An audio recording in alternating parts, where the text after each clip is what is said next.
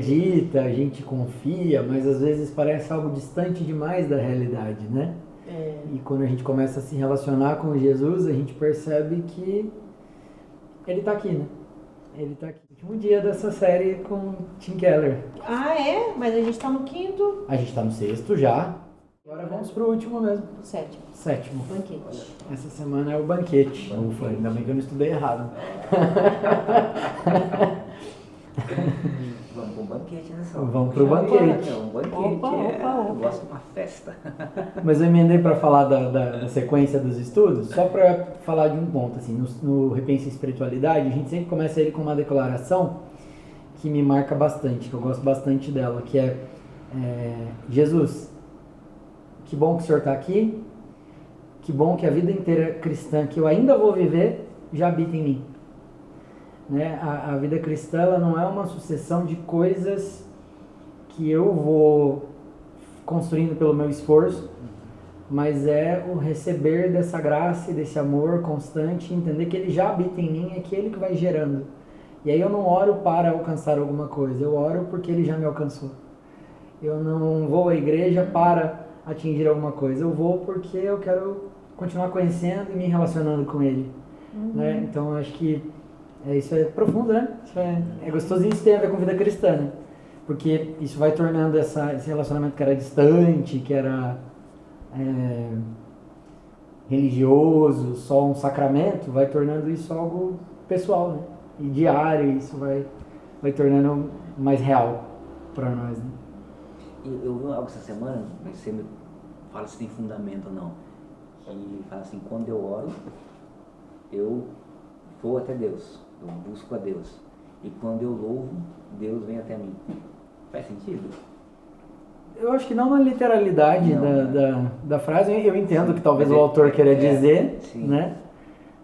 Mas eu gosto bastante da lógica de que a gente não ora para que Deus saiba do que a gente precisa. Porque Deus é o onisciente, né? A gente ora para alinhar o nosso próprio coração e mentalidade ao coração e mentalidade de Deus, né? E orar é reconhecer que Ele é o único que pode nos direcionar e solucionar as coisas e que a nossa força não está apoiada no nosso braço, né? Mas ela está apoiada nele. Porém, ele já sabe disso. Exato. Acho que tem mais a ver com o nosso ato de lembrar a gente mesmo do que de fato de deixar Deus ciente de alguma necessidade nossa. Sim. Mas eu entendo o que o autor quer dizer no sentido de que, poxa, quando eu estou adorando a Deus, é mais essa ideia de que quando eu adoro eu atraio a presença de Deus. A presença dele. Mas eu gosto mais da ideia de que ela já está com a gente Já o tempo tá inteiro. sempre, Né? Quando eu estou bravo lá em casa, quando eu estou triste, quando eu estou feliz, quando eu estou escovando os dentes, lavando louça, usando o banheiro, a presença dele está ali comigo. Não, isso é real. Toda a vida cristã que eu vou viver já habita em mim. Né? Porque ele mora em mim. E é ele que gera em mim. Né? Quando a gente olha para as leis que Deus deu lá para o povo de Israel, os 10 mandamentos, às vezes a gente tem a ideia de que Deus deu as leis para que a gente cumprisse, né? Mas na verdade as leis sempre nos foram dadas para a gente entender que a gente era incapaz de cumprir. As leis sempre foram dadas para a gente enxergar que a nossa natureza vai sempre tropeçar e ela nunca vai dar conta de cumprir as leis e que a gente precisava de um Salvador que resgatasse a gente da gente mesmo e que fosse capaz de cumprir toda a vontade de Deus, esse Salvador. Né? E Jesus é essa pessoa. E o que a gente entende é que hoje ele habita em nós, né? Ele mora em nós e pelo Espírito Santo a gente tem essa convicção de que é ele que nos fortalece. Então, a lógica é que eu não me esforço para parar de pecar. Eu me relaciono com Jesus. E me relacionando com Jesus, eu simplesmente não tenho mais prazer no pecado. Mas ele nos testa? Você não acha que é um teste? Não? Em alguns momentos? Ou não existe teste? O Tiago, o apóstolo Tiago, possivelmente era irmão de Jesus, né? Possivelmente o apóstolo que escreveu a carta lá de Tiago era o irmão de Jesus. Ele diz uma coisa assim, ele diz assim, ó, cada um é tentado pelos próprios desejos maus. A tentação tem a ver com aquilo que nos atrai, né? Com aquilo que nos agrada. Eu não acredito nesse Deus sádico, sabe? Que deixa eu colocar o pirulito na frente da criança e vamos ver se ela pega ou não. Eu acho que existe... Nem para saber, vamos testar a fé dela. Vamos testar se realmente ela acredita, se ela confia. Geralmente quem faz isso é o diabo. Quando a gente tem a história de Jó lá, o texto diz que Jó estava fazendo tudo certinho. Aí o diabo chega e fala, Deus, ele está fazendo tudo certinho aí porque o Senhor dá tudo para ele também. Deixa eu testar ele para você ver se ele não... Então assim, isso no texto bíblico nunca partiu de Deus. Entendi. Acho que tem muito mais a ver com o nosso adversário tentando explorar as nossas vulnerabilidades, né, adversário diabo, do que o prazer de Deus é se relacionar com a gente. Então, desse formato, a gente pode entender que a oração é uma forma de fortalecer o nosso humano. A oração é uma forma de fortalecer a nossa mentalidade humana, porque Deus já conhece tudo da nossa necessidade, Ele sabe por que a gente está aqui, só que a gente se afasta dele. Então a oração é uma forma de a gente se manter, nosso humano, conectado. Eu não vou lembrar de quem é essa frase que eu vou dizer, mas eu gosto bastante dela, que a oração ela não muda Deus, mas ela muda a mim. Ela muda o meu caráter. Porque à medida em que eu oro, eu me disponho a ouvir a voz de Deus, né? A me relacionar com Ele. Porque a gente sabe, pegar o povo judeu, um povo extremamente abençoado, mas um povo extremamente comprometido com oração também, né? Exato. Muito comprometido, né? Agora, Deus já sabe a necessidade de cada um. Então, se eu orar, tem mais respostas ou não? Não, eu acho que eu vou estar mais próximo das respostas. Eu vou estar mais sensível a ouvir a voz de Deus, eu vou estar com mais clareza do que vem de Deus e o que não vem, no meu dia a dia. A oração, ela mais alinha a minha mentalidade e o meu caráter do que ela move Deus para a direita ou para a esquerda, porque acreditar que a minha oração ela tem a capacidade de manipular Deus é muita arrogância, né? Deus tinha um propósito, aí eu orei e Deus mudou de ideia para mim. Sim. Eu acho que é muita arrogância. Sim, tanto a oração como o jejum, mas é tudo fortalecimento nosso, né? Pessoal. Parou de tomar café, agora eu vou abençoar ele. Porque senão a gente vai validar que o sacrifício de Jesus não foi suficiente. Eu preciso fazer algum tipo de sacrifício. Eu preciso jejuar e Deus precisa ver que eu estou sofrendo para me dar o que eu espero. Eu preciso orar muito e abrir mão do meu tempo com prazeres para Deus ver que eu mereço. E aí, de que adiantou o sacrifício de Jesus nesse caso? Né? Se esse é o sacrifício definitivo, o sacrifício de Jesus, para que o ser humano não precise mais sacrificar, porque aqui eu tenho que fazer esforço, pagar algum tipo de promessa com o meu jejum, com a minha oração, eu invalido a graça com isso. Eu estou dizendo, olha, o que o Senhor fez não é suficiente, eu preciso fazer mais alguma coisa para merecer. Não, depende de mim, da minha força, do meu... O salmista ele diz, né, que é inútil levantar cedo enquanto ele dá aos seus amados enquanto eles dormem. Isso não é um discurso pró a vagabundagem na vida, né? Mas muito Pelo gostoso. amor de Deus. Mas gostoso de ouvir. Mas eu acho que a lógica é no sentido assim, de enquanto a gente descansa em Deus, entendendo que todo o nosso trabalho não é vão no Senhor, eu acho que as coisas ficam mais leves, né? Ontem eu preguei sobre isso na igreja. Eu preguei sobre vida cristã, especificamente. Talvez por isso eu esteja tão fresco na minha cabeça e eu emendei um assunto no outro com a fala da Sol. E eu disse uma coisa que para mim é muito importante, foi disruptivo na minha jornada, que é o sucesso de uma vida espiritual, de uma vida cristã, de uma vida com Deus, ele não é medido pelo quanto a gente faz. Então, pelo quanto a gente gasta tempo orando, pelo quanto a gente gasta tempo lendo Bíblia, pelo quanto a gente gasta tempo indo na igreja. Muito embora todas essas coisas sejam ferramentas de alguém que tem uma vida com Deus. Mas o sucesso da nossa vida cristã é medido pelo quanto a gente descansa em Deus. Porque a gente entendeu que nada é sobre nós. Tudo é a capacidade dele fazendo em nós. E é por isso que eu falei que vida cristã não é lutar contra o pecado. Vida cristã é correr para os braços de Jesus. Porque à medida em que eu me relaciono com Deus Santo e puro, eu me afasto da impureza, eu me afasto da sombra, me aproximo da luz e sou transformado por essa luz, né? Moisés, quando ele subia para falar com Deus lá no Sinai, ele ficava dias, semanas, às vezes lá, em uma das ocasiões o texto bíblico diz que quando ele desceu, eles tiveram que cobrir o rosto dele, porque o rosto dele brilhava. Né? Estar diante de Deus faz com que a gente mude. E não é uma coisa pela qual a gente precisa fazer um esforço absurdo. Esse também não é um discurso do viva de qualquer jeito que Jesus... Não, porque Jesus disse assim, ó, eu sou a videira e vocês são os ramos. Isso João 15.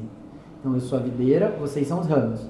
Se vocês estiverem conectados em mim, como eu estou conectado no Pai, vocês vão mostrar que são meus discípulos de verdade, vocês vão glorificar o Pai que está no céu. E se vocês estiverem conectados a mim, que sou a videira, vocês vão ser ramos que dão muito fruto. Agora, um ramo que não der fruto, ele também não está saudável na videira, ele vai ser cortado e lançado fora. A lógica aqui é, eu nunca vi nenhum ramo tremendo para dar fruto. Né? Tipo assim, eu sou uma laranjeira, deixa eu dar fruto, deixa eu dar uma laranja aqui para ele. Não, se o tronco estiver saudável, naturalmente esse ramo vai frutificar. Se ele está conectado de maneira saudável a essa árvore, ele vai frutificar. E de igual modo é a nossa vida cristã, né?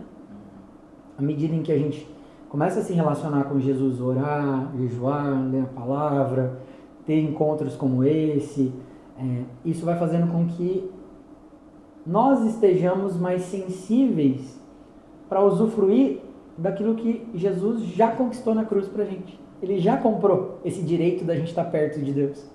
Só que a gente está vivendo a vida.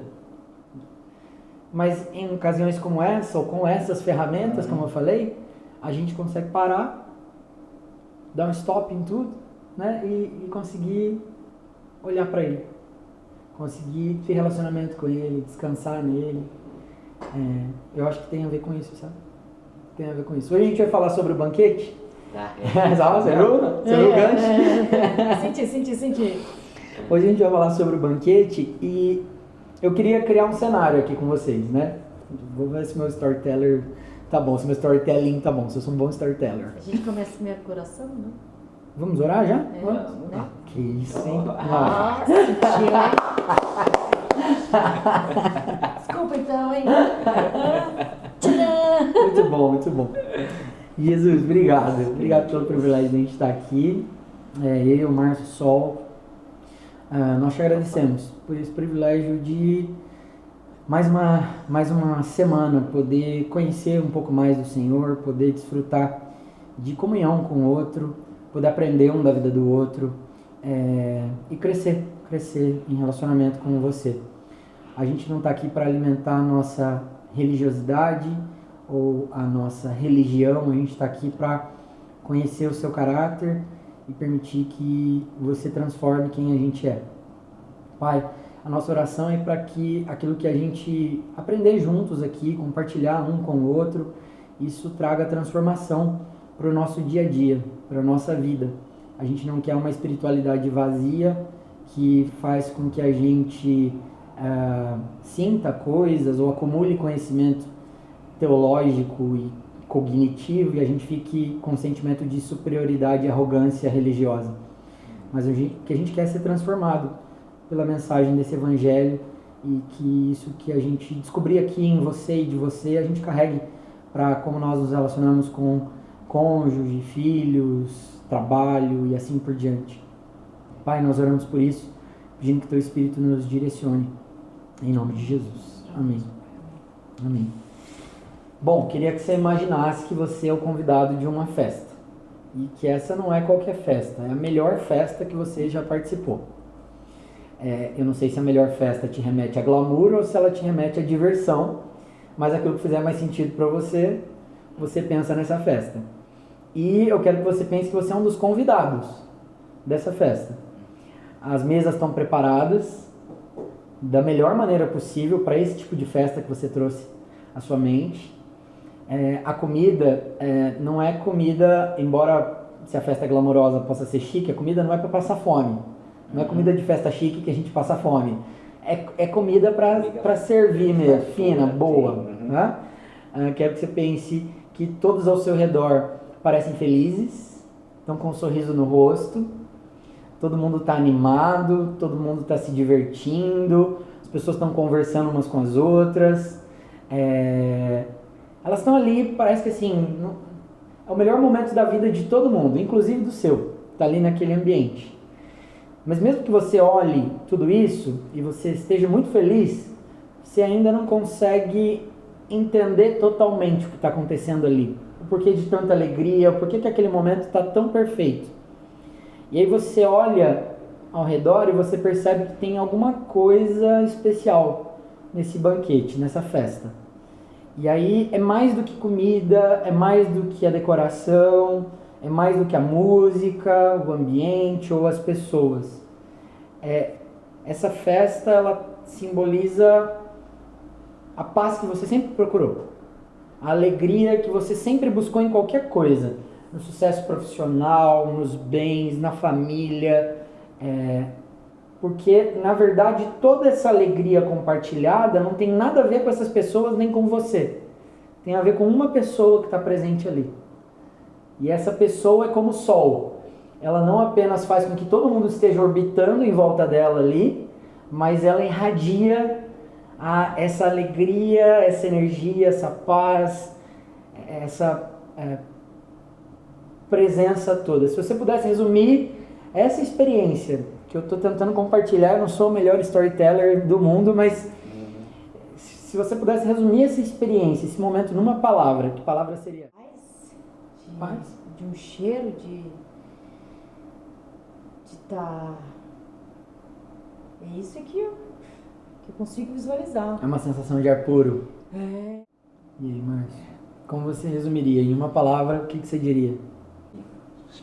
Algo que deu certo, sabe? Algo que, acho que o propósito foi cumprido. Acho que eu cheguei onde eu queria estar, mas não falo de profissional, daquele propósito que eu tenho para a vida, sabe? Um propósito concretizado. Uma sensação de que é isso que eu queria para minha vida. Terminar, eu pensei no final de tudo, né? Terminar minha vida vendo isso, vendo um local agradável, um canto de comunhão, botar todo mundo sentado na mesma mesa, né? Um monte de gente que você não conhece, mas todo mundo se confraternizando ali. Mas acho que é isso, no fundo é paz mesmo, né? No fundo é isso. Bom, eu vou resumir isso em uma palavra. Salvação. Essa é a experiência da salvação. É poder encontrar toda a paz que a gente sempre buscou. Eu toda essa passagem também, porque para mim chegar num momento desse, acabou tudo, eu consegui sentar numa mesa para comemorar, para ver que deu certo, para ver que eu cheguei aonde o propósito foi cumprido, alguma coisa assim. Essa experiência que a gente é convidado a viver em Jesus, né? A experiência de o mundo, as situações, a nossa própria vida terrena, que pode estar um caos às vezes, a situação, mas a gente é convidado a desfrutar dessa paz que não emana da gente, que emana daquele em torno de quem nos reunimos, né? Esse sol em torno de quem todo mundo está orbitando e que irradia a vida para tudo ao seu redor é Deus. E a experiência da salvação em Cristo Jesus nos conecta a desfrutar disso, não quando os nossos olhos se fecharem nessa terra, mas agora, hoje. A gente tem esse privilégio de poder desfrutar dessa paz que o texto bíblico vai chamar de paz que excede todo o entendimento, né? A paz que excede toda a compreensão, porque ela não emana de coisas que nós possamos fazer, mas do banquete que o próprio Deus tem colocado à mesa para nós. Não é? Porque ele é fonte constante. Ele não varia como sombras inconstantes. Né? Ele é o mesmo ontem, o mesmo hoje, o mesmo eternamente. Então esse banquete está aí? Está à nossa disposição. E a gente não acessa porque a gente... Porque talvez a gente esteja tão distraído com essa vida né? Tão distraído com construir a nossa paz, tão distraído com construir o nosso sucesso, tão distraído com construir o nosso propósito, a nossa vida, as nossas coisas, que a gente se perde no meio disso tudo e não desfruta desse banquete que Deus já conquistou para nós em Cristo Jesus. Todos nós já tivemos um momento desses na presença de Deus. Em algum momento, aquele momento que você estava com Deus, seja em oração, com uma canção, na igreja, ou no quarto, a sós com Deus, e você sentiu que algo te preencheu, né? Aquilo que faltava preencheu. Mas a nossa natureza é caída, né? Lembra do Éden? E aí a gente volta a querer conhecer o bem e o mal pelas nossas próprias forças e vias, e a gente volta a se distrair, mas há um banquete de Deus preparado para nós. E esse banquete de Deus preparado para nós, ele não tem a ver com a casa, o emprego, o salário, o carro, a família. Ele é tão bom que tudo isso pode fluir e ser muito bom. Mas esse banquete tem a ver, esse gostinho de plenitude, né? De, cara, eu tô livre de mim mesmo. Há uma plenitude que nem eu consigo estragar nesse momento. Ela só vem de uma pessoa. Ela só vem desse verdadeiro irmão mais velho. Então, a vida cristã é uma jornada que visa nos fazer estar cada vez mais conscientes desse banquete. Cada vez mais acordados para essa realidade. É uma espécie de desligar a máquina de Matrix. Mas ao invés da gente acordar para um mundo caído, a gente vai acordar para um banquete, né?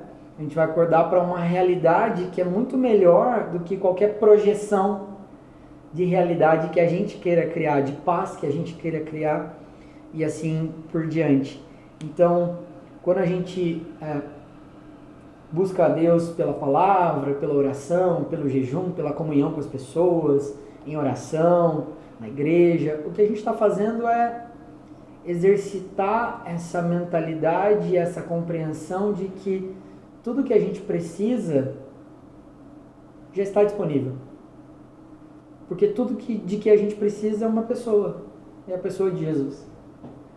Né? Toda a fonte de vida que a gente precisa, nós já temos. Né? Tudo que precisa para que exista a vida é água,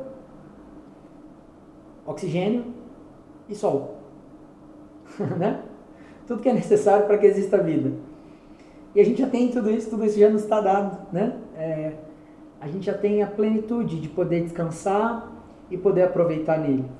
E aí, o Tim Keller ele vai trazer que existem algumas maneiras pelas quais a gente pode aproveitar melhor desse banquete, né? Desfrutar melhor, de maneira mais consciente desse banquete. E a primeira dessas maneiras é crescer espiritualmente em comunidade. Entender que a gente não está sozinho. Uma coisa muito importante é entender que o que mais muda a nossa jornada cristã não são as missas que a gente participa, os cultos que a gente participa, não são as canções que a gente canta, são as pessoas com quem a gente convive nessa jornada de conhecer a Deus. Porque nesse viver das experiências, e esse é o maior desafio de entender o que Cristo deixou plantado nessa terra, que é a igreja, porque a igreja é possivelmente o lugar onde nós mais vamos nos decepcionar, porque ela é construída de gente. Sim. Mas também é o único lugar onde a gente vai encontrar cura. E quando eu digo igreja, eu não estou falando do templo religioso, eu estou falando desse crescimento espiritual em comunidade. Né? Nós estamos aqui reunidos como igreja. E a gente está construindo relacionamento uns com os outros. Né? E eu sou uma pessoa falível. Né? Ao longo dos nossos encontros eu já falei aqui de diversos dos meus desafios emocionais. Todo mundo, né? Acho que todo mundo. Todos nós. Então assim, em algum momento eu posso decepcionar. Eu vou melhorar a frase. porque teve eufemismo nessa frase. Em algum momento eu vou decepcionar vocês. Em algum momento eu vou frustrar vocês, ou eu vou chatear com alguma ação, ou com a minha inação em algum momento, que eu deveria agir. Porque essa é a minha natureza, né? Mas a partir do momento que eu entendo que, mesmo que a sol me fira, é através da sol que eu posso obter cura, eu começo a entender que é mais do que sobre mim ou a sol, mas sobre aquele que nos une. Né? Aí não se apega às diferenças, ao problema. Porque daí eu vou entender que eu sou tão falho quanto o Márcio é tão falho quanto eu sou. Eu me lembro que nos dias mais difíceis da nossa vida, assim, emocionalmente, no discipulado a gente ouviu algo bem precioso dos pastores que estavam nos discipulando. Então tinha uma pastora discipulando minha esposa e um pastor me discipulando. E cada vez que a gente contava um episódio das dores que a gente estava passando e que eram profundas, a gente ouvia assim, fica tranquilo, são só pessoas. Eu sei que são as pessoas que vocês talvez mais pudessem falar, eu preciso espelhar esse comportamento, eu preciso reproduzir isso aqui, mas assim, são só pessoas. E pessoas ferem, pessoas falham, pessoas machucam, mas pessoas curam. Pessoas amam, pessoas perdoam, pessoas são perdoadas.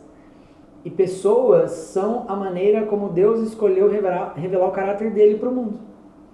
Se não fosse assim, Deus tinha mantido Jesus aqui na Terra, enviava o Espírito Santo também numa pessoa física, né? Mas até o próprio filho dele, ele escolheu fazer um ser humano. Um ser. O ser de luz que andava pela Terra. Andava e sabia que é bom. Aí a gente ia seguir esse ser de luz. Não é humano, não vou chegar nunca a ser translúcido. Exato, mas é a maneira como Deus escolheu tratar a gente.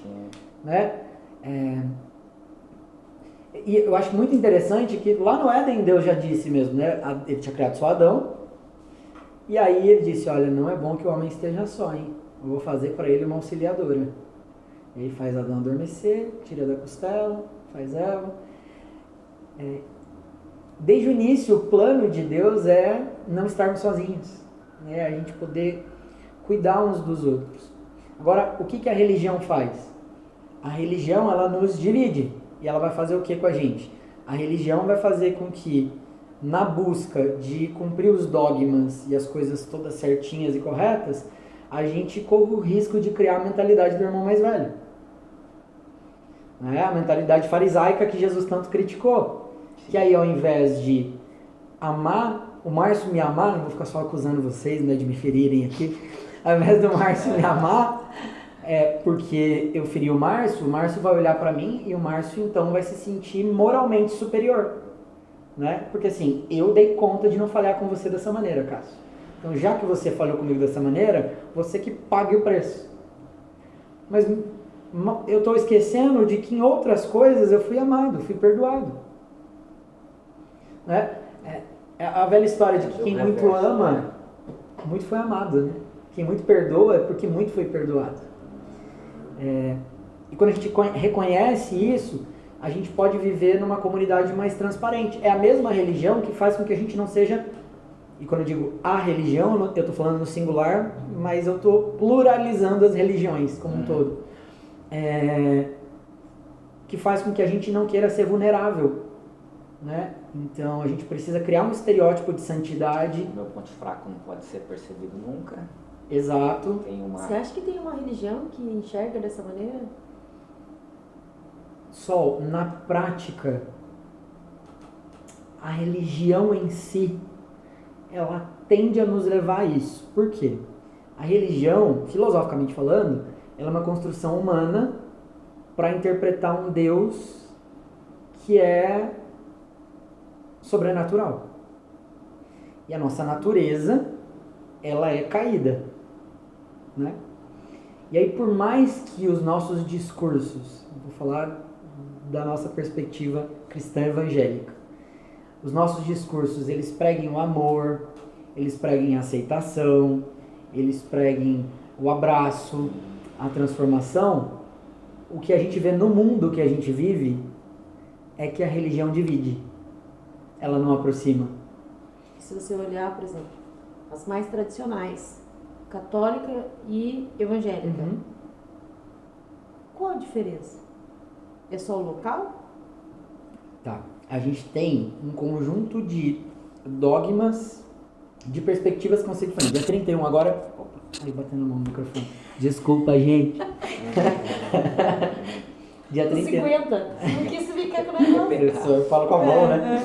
Dia 31 agora foi o dia da Reforma Protestante. Tá. Não só o Halloween, né? Foi o dia da Reforma.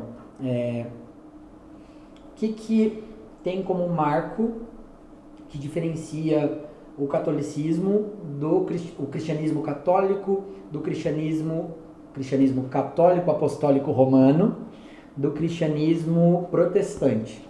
Porque daí dentro do protestantismo você tem um leque de alterações. Dentro do catolicismo você tem um leque de alterações também. Então estou tentando trazer para o mais tradicional das duas vertentes. Lutero, ele nunca quis fundar uma igreja. Esse não era o objetivo de Lutero.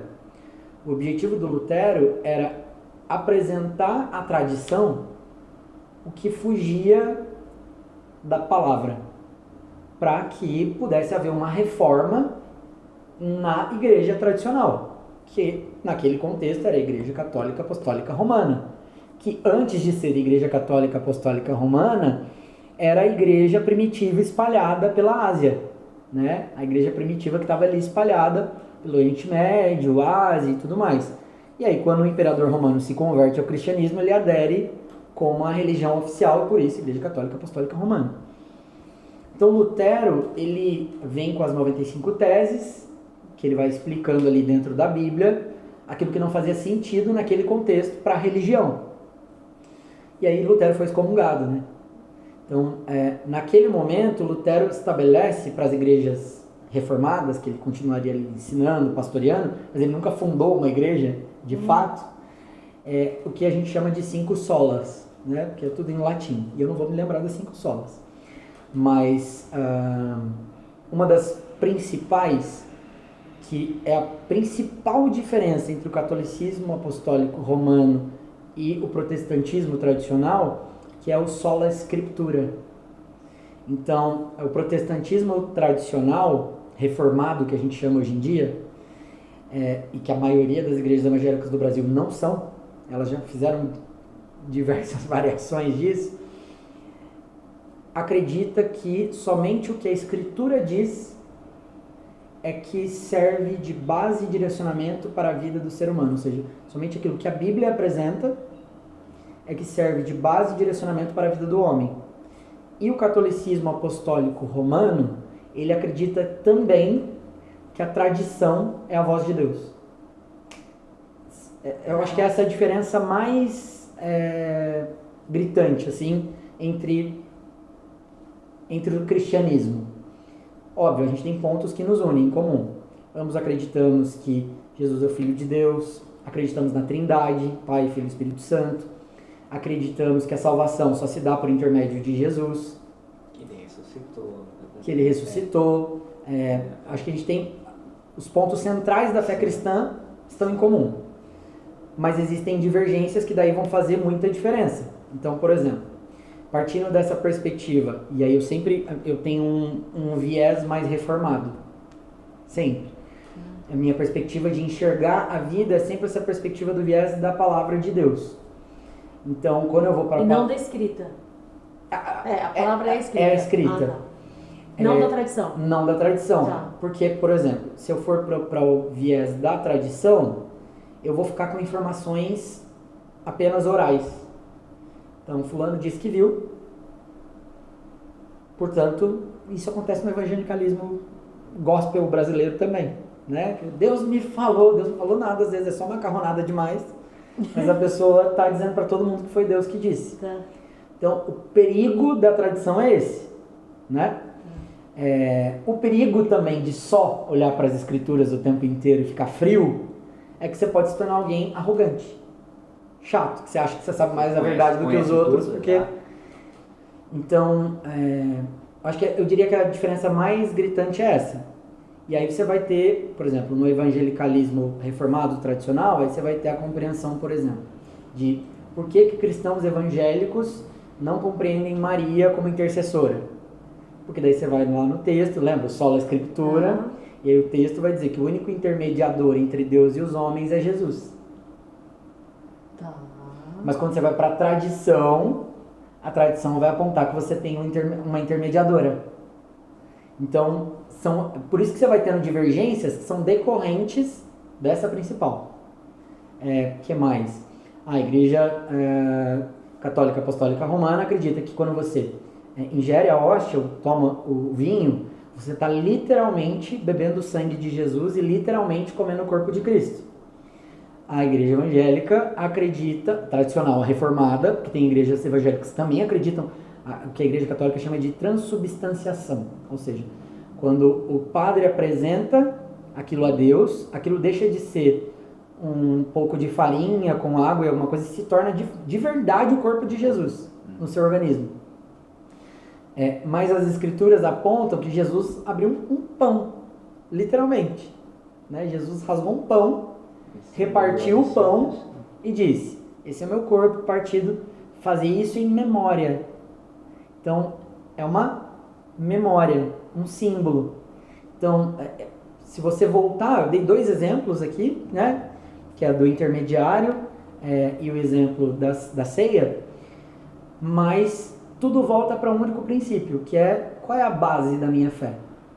A base da minha fé está nas escrituras ou a base da minha fé está na tradição? Então é basicamente isso. Eu acho que todas as divergências vão surgir a partir daí. A partir daí. O que eu acredito? Eu acredito que tudo que está na tradição é mentira? Não. Porque Deus não está limitado, né? Deus não se limita ao que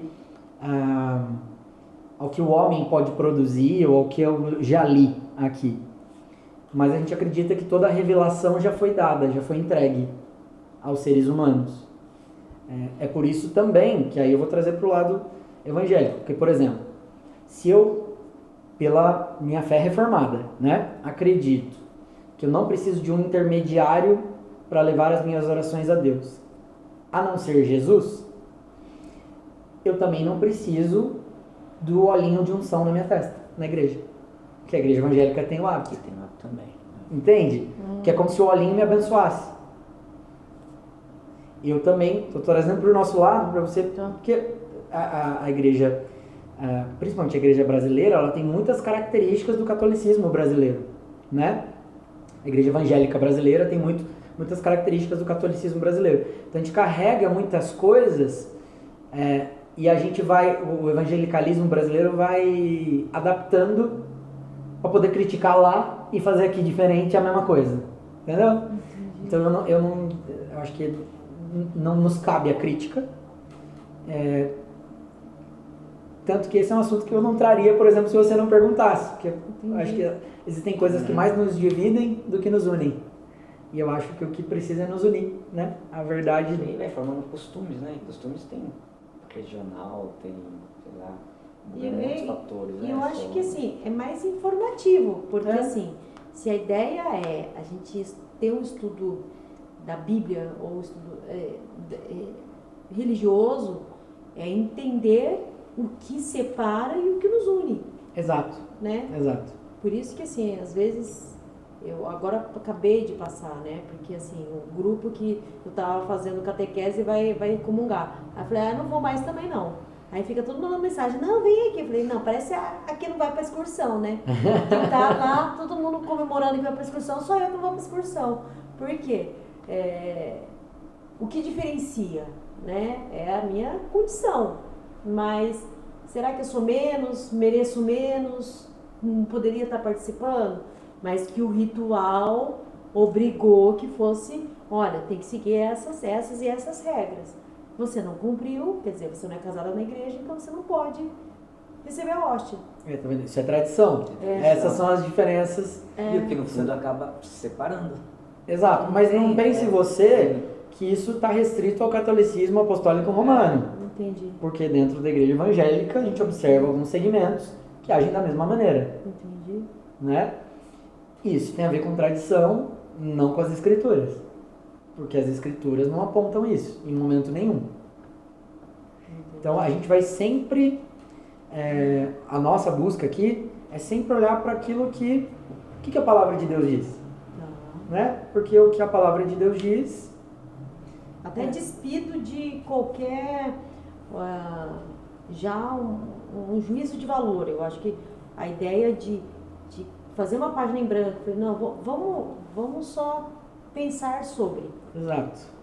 Porque o pensar sobre, o refletir sobre te faz, embora tenha aprendido de uma maneira, a refletir, sei lá, pode ser de outra maneira.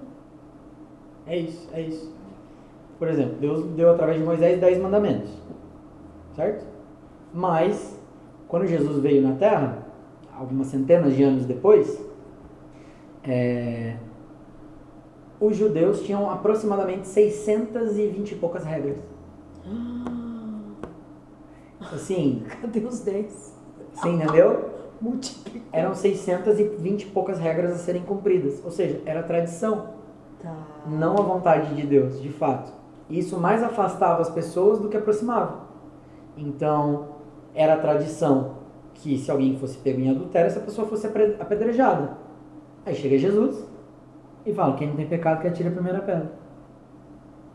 Então Jesus rompeu com as tradições. Ele veio para implantar uma nova maneira de se viver. E a maneira dele. Então a nossa busca com Repense o Evangelho ao longo dessas últimas semanas e o experimentar desse banquete é: quem sou eu, Sol, para te privar de desfrutar desse banquete, de ter comunhão com Deus? Né? Porque Jesus se relacionou com todo mundo que as pessoas não se relacionavam naquele contexto. Quando Jesus tem um encontro com a mulher samaritana, em João 4, tem vários problemas aí. A problemática samaritano era visto tipo os Dalits lá na Índia. Tipo, era de segunda classe. Era judeu de segunda classe. É tipo meio cigano, né? Meio... Exato. Judeu de segunda classe, um negócio meio assim, esse povo sujo, que não faz comida limpa, que não toma banho direito, que não cumpre as leis, né? Segundo, era uma mulher. O homem não falava com mulher sozinho, naquele contexto. Aí ela tá tirando água do poço e ele vai pedir água para ela. Aí eles começam a trocar uma ideia, e aí ela entende que ele é um profeta, e ela começa a fazer umas perguntas teológicas para ele. Ativando a religião, né? Para eu me sentir aceito, eu preciso ativar os dogmas evangélicos, católicos, eu preciso ativar os dogmas naquele contexto judaicos. E aí, em algum momento, Jesus fala, vai lá, chama o seu marido. Aí ela fala assim, eu não tenho marido. Aí Jesus vem com uma revelação, né? Não, de fato, você já teve 5, e esse que você tá nem seu marido é. Reconhece que ele Aí ela reconhece que ele é filho de Deus. E aí, ele perdoa os pecados dessa mulher. É isso mesmo, Siri. Ele perdoou os pecados dela. Ei, sério isso? Se não estivesse gravando, ninguém ia acreditar. Como pode? Ele perdoa os pecados dessa mulher e ela se torna uma evangelizadora. Ela sai e conta para o povoado inteiro que o Filho de Deus estava ali. Então, Jesus veio para resgatar gente como eu, que ficou perdido durante anos na vida com a sua própria identidade, com as suas próprias questões, com a dor do abuso da infância, com tanta coisa. Jesus veio para resgatar alguém pecador como eu, pecador como a Sol, pecador como o Márcio, alguém que tomou muitas más decisões na vida como eu, que feriu gente, como eu feri gente que eu amava, distanciei de pessoas, e ele veio para me amar, ele veio para nos amar, para nos reconectar.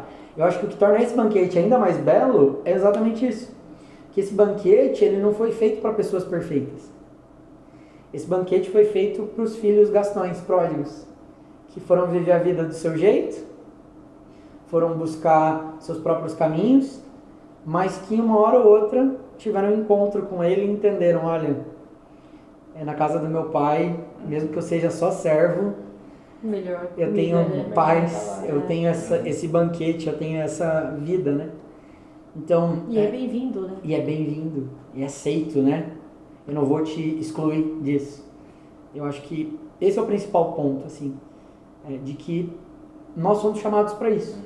Eu contei o exemplo para vocês de como nós fomos religiosos há algum tempo atrás, com uma pessoa que começou a frequentar a casa, e a gente não foi diretamente com essa pessoa, mas a gente estava, tipo, a gente divulga ou não divulga o que essa pessoa fala, porque, né, ela vai divulgar, ela vai nos divulgar e na mensagem seguinte ela está transmitindo uma imagem completamente diferente da imagem que a gente concorda de vida, Não é de valores, não é isso, compatível. aquilo, é. E a gente olhou e falou, cara, quem a gente acha que a gente é?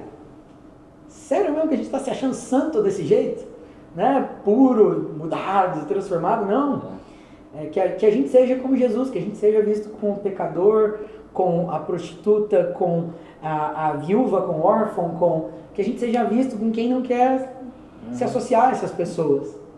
Né? Eu me lembro que, alguns anos atrás, o pastor Anderson Silva, que é um pastor que eu gosto de seguir até a página 2, eu acho ele exagerado, meio polêmico demais às vezes, mas ele lançou um projeto social, ele lança muitos projetos sociais lá em Goiânia, e era um projeto de empregabilidade para pessoas trans. E naquele primeiro momento aquilo me bateu confuso, não é? Porque a fé cristã, ela vai dizer outras coisas a respeito de uma sexualidade. E aquilo me deixou confuso. Eu falei, cara, esse cara tá viajando na maionese, né? Por que esse cara vai fazer isso? E qual era o projeto dele? Dar empregos para pessoas trans para que essas pessoas não precisassem se prostituir. Olha assim. E o questionamento Sim, dele era, que evangelho é esse que a gente está pregando? Que a gente diz que as pessoas têm que mudar, mas a gente joga elas à margem da sociedade, para que a única maneira que elas tenham de sobreviver é vivendo aquilo que vai levá-las ainda mais ao melhor. E aquilo foi disruptivo para mim, assim, de falar, cara, a gente precisa mudar uma maneira de olhar, de amar. Não é só discurso, precisa se tornar prática. Né? A gente precisa de verdade amar as pessoas. Não é só não julgar, é amar. É fazer o que Jesus faria por essas pessoas. Quem vai transformar o caráter de alguém, se assim ele desejar, seja quem for, é Jesus. Não sou eu. Não são as minhas tradições, os meus dogmas, né? A minha igreja. É Jesus. E assim como ele tem me transformado e tem me feito enxergar em mim, cada dia que passa, coisas que eu falava, cara, eu achava que já tinha luz. Achava que já tinha uns 90% de luz, uns 10% de sombra. Mas essa semana eu percebi que é 10% de luz, 90% de sombra. A sombra ela é forte. Assim, no que a gente está vivendo aqui, na comunhão, a gente ajuda, consegue né? crescer espiritualmente. Foi o que Jesus mesmo disse, em Mateus 18:20. Pois onde estiverem 2 ou 3 reunidos em meu nome, ali eu estou no meio deles. Né? A gente, como a gente falou, por isso a minha compreensão da não necessidade de intermediários. Nós 3 estamos reunidos aqui, e Jesus disse que está aqui. Porque nós 3 estamos aqui reunidos, falando sobre Ele, pensando... Começa a dar mais espaço para a luz, né? Não é que tem mais ou menos luz, a luz está ali. A luz está ali. Só que o espaço que a gente deixa ela é uma... É porque ele é educado, né? Tem outras vezes que dizem, eis que estou à porta e bato. Se alguém me deixar entrar, eu vou entrar, vou cear com ele e ele comigo. Vou ter um tempo de comunhão. Eu gosto muito da gente estar numa mesa, porque essa sempre foi a ideia bíblica de comunhão, né? Mesa, sempre em volta da mesa, né? Ah. De estar junto, de celebrar. E aí, particularmente, a gente gosta muito quando a Soraya começou com Mesa Aposta, esse era o propósito, de levar as famílias para a mesa novamente. Esse era o propósito mesmo. Que incrível. Multiplicar isso, né? Agora com a empresa. Né? Bom, o Tim Keller ele diz assim no livro, somente se a gente estiver com outros crentes, com outras pessoas que acreditam em Jesus, imitando, servindo e amando Jesus, a gente vai ter condição de conhecer melhor a Jesus. Né? Porque é na convivência comigo que o Márcio vai olhar e falar, isso aí não é muito parecido com Jesus não, hein, Cássio? Né? Que ele não precisa nem falar, mas ele vai perceber. E ele vai falar, eu quero mudança nisso aqui. E de igual modo, é na convivência comigo, pelo amor de Deus. Que ele vai olhar e vai falar, ó, tem uma coisinha aí que é de bom, né? Tem uns 10% de coisa boa aí. E isso vai ser muito importante porque conforme a gente vai se tornando vulnerável e transparente, e a gente vai abandonando as travas da religião, da aparente imagem do irmão mais velho, ou mesmo o orgulho de dizer, eu conquistei a vida da minha própria maneira, tenho as minhas convicções, como a Sol falou, acho que foi bem legal. É de maneira contemplativa, né? A gente está aqui diante do Evangelho de Jesus de maneira contemplativa, permitindo que Ele fale com a gente. Tentando esvaziar ao máximo as nossas convicções para poder ouvir aquilo que Ele tem para dizer para a gente. A gente consegue, nesse ambiente de liberdade, compartilhar a transformação. E a transformação que me atingiu pode ser abençoadora para a vida da Sol, que atingiu a vida da Sol para o Márcio e para mim, e assim por diante, né? A gente vai compartilhando transformação e aprendendo um da vida do outro. Eu me lembro que no cristianismo evangélico isso não é um hábito muito forte no Brasil, diferente do catolicismo apostólico romano, mas eu lembro que quando eu era adolescente eu ouvi um pastor que disse, olha, eu tenho um discipulador a quem eu presto contas e a quem eu confesso os meus pecados, né? E dentro da igreja evangélica isso era meio que um tabu, né? Confessar os meus pecados para um homem, eu não preciso de um intermediário entre Deus e eu. Mas isso foi... E esse pastor, naquele contexto, ele falava sobre o vício dele em pornografia. E aí eu olhei aquilo e falei, cara, isso é incrível, eu quero isso para minha vida. Né? E a partir dali, em fases diferentes da vida, eu adotei sempre um discipulador para quem eu pudesse confessar. Porque o apóstolo Paulo diz isso em Colossenses, e essa é a base que a Igreja Católica Apostólica Romana utiliza para a confissão, que é confessem os seus pecados uns aos outros. Né? É óbvio que a ideia não é pegar a câmera, gravar para o YouTube. E vamos confessar. Não é bem isso, Vamos confessar, porque tem muita coisa aí.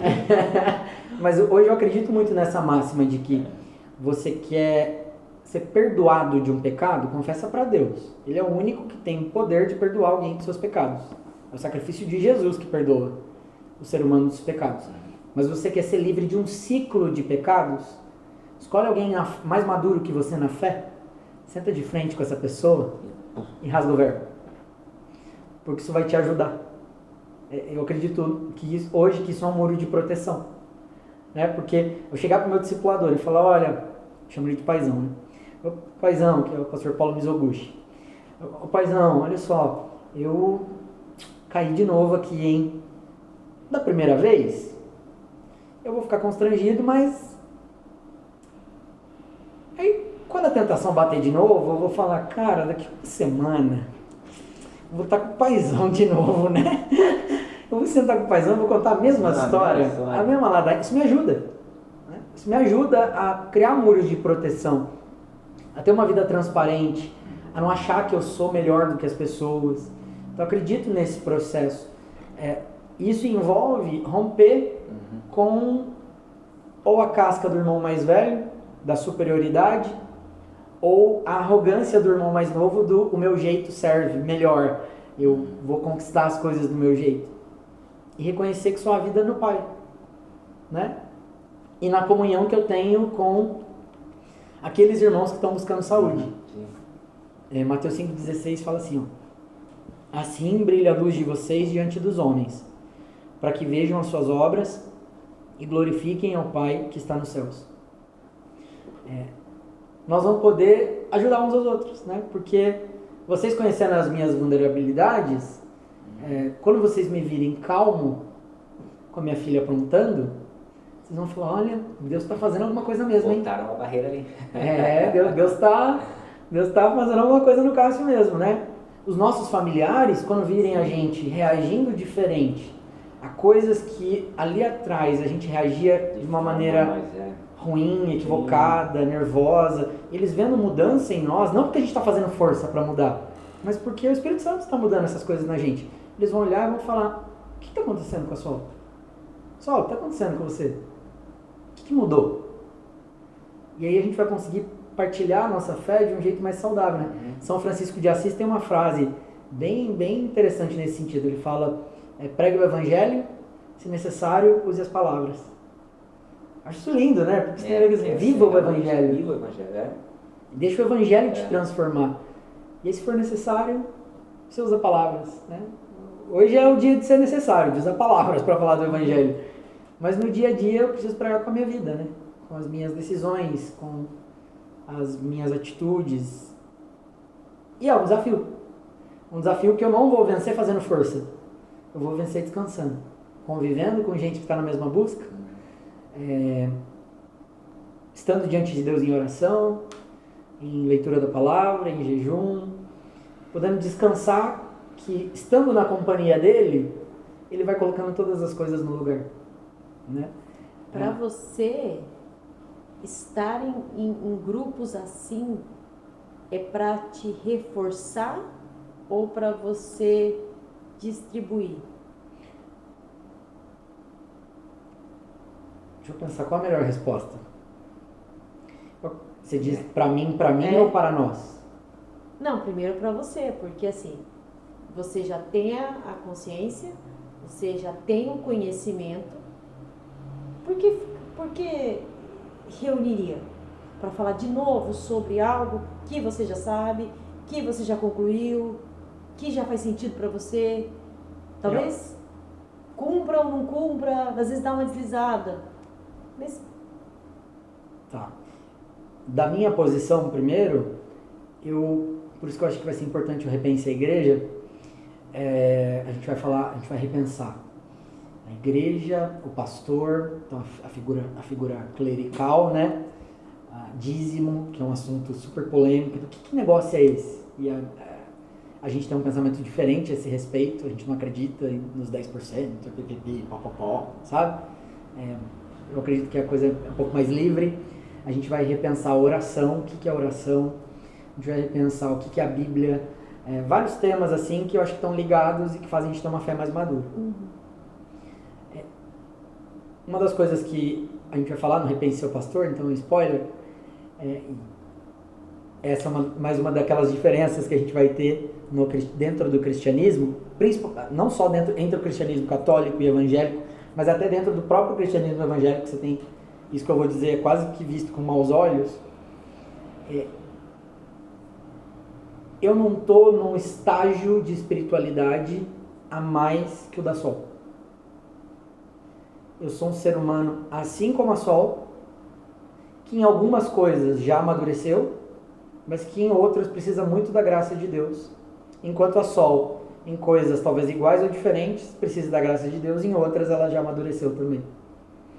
Então, eu não acredito que uma figura pastoral, por exemplo, ela é uma figura mais especial no corpo de Cristo. Ela tem... Não, eu sou só mais um cristão com uma função diferente dentro do corpo. Assim como tem aquele que tem a função de cuidar de outros, de alimentar o faminto, a minha função é de transmitir as verdades do Evangelho. Mas ainda assim eu continuo sendo mais um cristão que, embora tenha esse privilégio de poder pregar essa mensagem, ainda está preso numa natureza humana e precisa ser forjado, moldado, relembrado, transformado. E aí tem um princípio bíblico que acho que vai guiar essa resposta, que é: as misericórdias do Senhor se renovam a cada manhã. Então, ouvir o mesmo texto, ler a mesma palavra, falar do mesmo assunto. Esse aqui acho que já é a quarta, quinta vez de pequeno grupo que a gente está falando do mesmo assunto. E enquanto eu falo, vou pensando coisas do meu dia, da minha semana, da minha vida, falando: Senhor, tem misericórdia. Porque é a coisa mais... Porque é constante, não, pode deixar disso que não é só você não, viu? Esse ajuste é diário, né? Não tem como, né? Cada vacilo, uma escorregada. Por isso que eu acho que são as duas coisas. Agora, se eu acho que é só pra mim, não. Partindo do pressuposto de que eu não me enxergo como uma figura especial no reino de Deus, mas eu sou só mais um filho. Tem um cantor, acho que você vai gostar muito das músicas dele, que é bom mesmo, Paulo César Baruch. O Baruch, ele disse uma frase uma vez, num evento, que eu gostei muito, assim, me marcou tanto que depois a gente acabou se conhecendo e tal, e eu tive a oportunidade de falar isso para ele. Num reino onde só existe um rei, um senhor, todos os demais são apenas servos. Né? Eu acho que essa é a minha compreensão. Só tem um rei nesse reino, o nome dele é Jesus Cristo. E então, todos nós somos servos. Então, ao mesmo tempo que você acha que você está aqui só para aprender, quando a gente te ouve, mesmo quando você faz uma pergunta, eu aprendo a dialogar com alguém que tem um background de fé diferente do meu. Eu aprendo a ser mais respeitoso com outros tipos de pensamento de fé. Eu aprendo com as suas experiências de vida. Aprendi aqui antes de começar. Estava tão empolgado com o assunto que nem quis orar. Aprendi aqui, Cássio, vamos orar. Assim, a gente aprende um com o outro. Então, ao mesmo tempo que a gente acha que está só aprendendo, a gente está ensinando também. Óbvio, meu papel é mais óbvio. Sim, aqui. Você está conduzindo. Mas a gente tá, todo mundo está nesse processo de ser alguém que é transformado pela palavra de Deus e pela convivência e desfruta do banquete à mesa com outras pessoas que estão desfrutando desse Senhor em torno de quem todo mundo orbita, ao mesmo tempo em que a gente ajuda uns aos outros nessa jornada. A gente ajuda uns aos outros nessa caminhada. E aí isso me aponta para uma coisa interessante, que é assim, se a gente precisar de oração, vamos pedir uns aos outros. Ajuda. Sim. Né? Que é aquela questão de a brasa tá juntinha, né? É isso. Brasa separada esfria, né? O fogo dura mais, né? Aquece mais, né? Agora coloca uma em cada cantinho ali.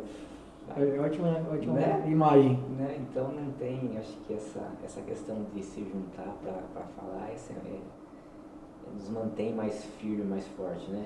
Sim. Pessoalmente mesmo falando, né? Não é para sair daqui fazendo um milagre lá fora, mas para a gente ter que manter essa questão de pregar o evangelho com a boca fechada, né? Isso para mim é importante. Tem um dia que saí de casa para a Soraya, hoje vai ser um bom dia. Eu falei, que Deus nos permita ser exemplo. Ela falou, meu Deus do céu, vai ser muito pesado para nós. Mas realmente né? Que a gente, como ser humano, a gente conseguir pregar sem falar nada é um desafio constante, né? Nossa conduta, né?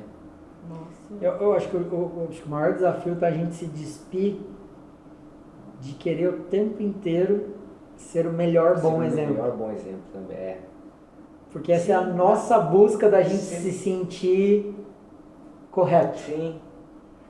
Eu acho que tem um pior. O pior é julgar. Porque além de sentir o exemplo, é você olhar com que coisa horrorosa. E nesse momento você está colocando o seu parâmetro. E que se não for da vontade dele, não vai dar certo. Não adianta, ele pode fazer força, gritar, quebra o pau dentro de casa, depois sai pra rua. Não adianta, você não vai ter graça. Não. Acho que o desafio está em a gente, assim, óbvio, a gente também não vai tentar, já que eu não vou fazer esforço para ser o melhor dos melhores, eu vou chutar para da barraca. Mas assim, Senhor, eu só quero viver. Se eu falhar, me dá a humildade de pedir perdão. Sim. Se eu acertar, obrigado por isso. Mas em todas as coisas você está comigo e é você que vai me ajudar. É você que vai me fortalecer e que eu aprenda com as falhas, que eu seja humilde com os acertos. Esse estado mesmo de desapego da nossa imagem, ele é um chamado desafiador para todos nós, porque eu acho que essa é a natureza adâmica, né? O texto bíblico que aponta como Lúcifer caiu, ele diz que ele queria estar nas mais altas alturas no trono de Deus, né? E é um pecado de orgulho, né? Ele se achava o tal.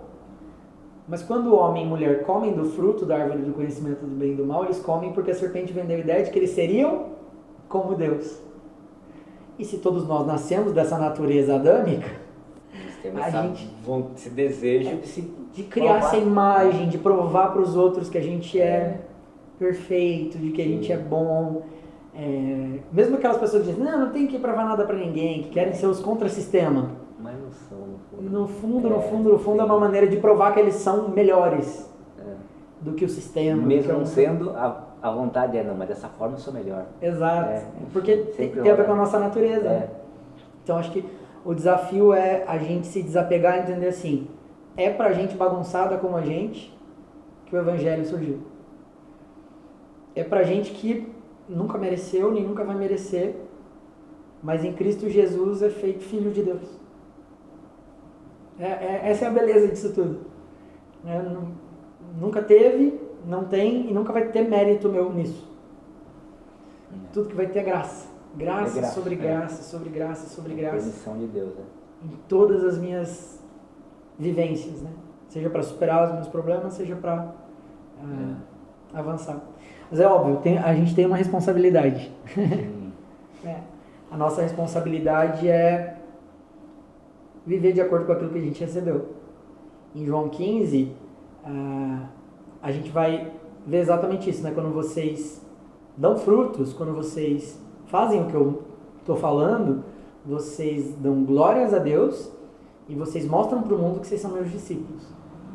Então, ao mesmo tempo que isso está num descansar, isso é também um ato de responsabilidade, de transmitir esse Deus para o mundo. Esse Deus que não me fez alguém perfeito, mas está me aperfeiçoando em cada etapa do caminho. E reconhecer que essa pessoa em aperfeiçoamento nunca vai ser perfeita, mas ela está na busca de revelar o caráter dele para o mundo. Esse caráter de amor, de não julgamento, de respeito, enfim. Mas que não é uma coisa tão simples levar. Vamos levar da vida e descompromissada. Porque é literalmente uma luta contra o sistema, né? Não é uma luta contra o sistema. Você seguir hoje o que a gente acha não, que o que é correto de acordo com os mandamentos de Deus é uma briga contra o sistema. E se é uma briga, não é fácil. Né? E como fazer isso da maneira mais lúcida, firme, mais respeitosa ao mundo ao redor. E às vezes quando você está falando assim, eu quero ser dessa forma, porque a palavra diz assim, Deus gosta disso, até que ponto isso não é uma arrogância? É um desafio. Até que ponto a gente ter esse equilíbrio é difícil, cara. É o desafio de seguir a voz de Deus. De repente o discurso acaba passando um pouquinho, não precisa ter esse discurso, né, de eu faço isso, eu faço aquilo e tal, eu sou contra essas coisas do mundo.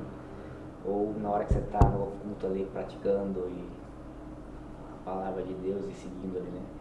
Então, assim, o Brasil é um dos países mais conservadores do mundo, né? Em comparação ao Brasil, é o terceiro país que mais consome pornografia no mundo. Alguma coisa de errado não está certa. Então, acho que o grande problema é a coerência do nosso discurso mesmo. Ele está coerente com a nossa prática.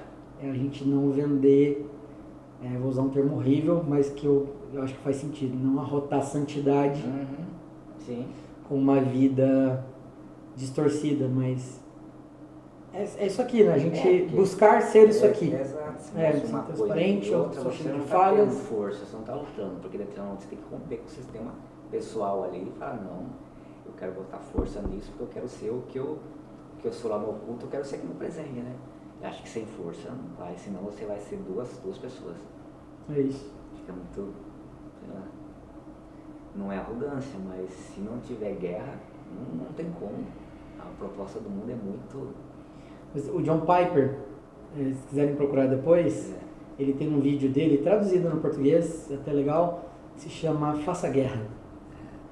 E aí ele diz que a gente precisa fazer guerra mesmo. Que o filme também, o quarto de guerra, né? É quarto de guerra mesmo. Quarto de guerra. Então, é guerra. Eu acho que tem que ser, mas pra você ir pra uma guerra dizendo que você vai perder, não. Agora não, eu vou na guerra porque eu quero ganhar, também é arrogância. Então é delicado, mas guerra é pra ganhar. Mas o apontamento dele no Faça Guerra é que a guerra ela não é externa. O campo de batalha é esse aqui, ó. É a gente se manter são num mundo que jaz no maligno, de acordo com o texto bíblico. Doido isso. Esse é o desafio. Bom, estamos no nosso horário, só para eu terminar, para a gente refletir e praticar essa semana. A primeira coisa, como que você pode se envolver mais né? A partir de tudo que você ouviu, como que você pode se envolver mais com pessoas, com o reino de Deus, que, ok, tem a ver com estar na igreja, instituição, local, mas que não é só isso apenas, mas ser igreja com outras pessoas. Como é que você pode se envolver mais, né?